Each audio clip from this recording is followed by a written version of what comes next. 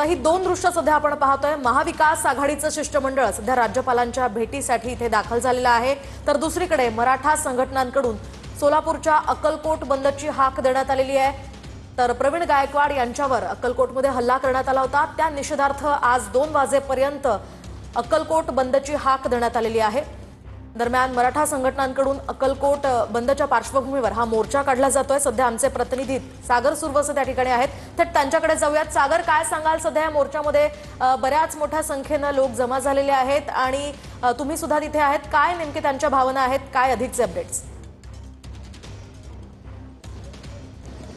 पाहिलं की आपण खरं तर ज्या चौकामध्ये जी घटना घडलेली होती त्या चौकात आता हा मोर्चा जो आहे तो या ठिकाणी आलेला आपल्याला पाहायला मिळतो। आणि या ठिकाणीच या मोर्चामध्ये जे आहे ते या मोर्चाचं रूपांतर सभेमध्ये होणार असल्याचं आपल्याला पाहायला मिळतं। आपण पाहतो या ठिकाणी सर्व मोर्चेकरी जे आहेत ते या ठिकाणी दाखल झालेले आहेत। खरं तर हा तोच चौक आहे, कमलाराजे चौक अक्कलकोटमधील, जिथे प्रवीण गायकवाड यांना जे आहे ते कळप फासण्यात आलेलं होतं आणि त्यात सर्व कार्यकर्ते जे आहेत त्या ठिकाणी दाखल झालेले आपल्याला पाहायला मिळत आहेत।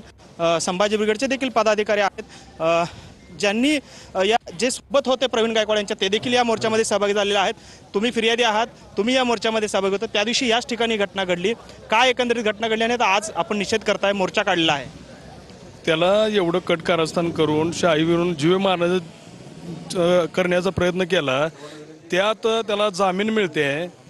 त्याला आम्ही इथं जे निषेध मोर्चा काढलाय ना, त्याला मोक्कांतर्गत कारवाई करण्यात यावी।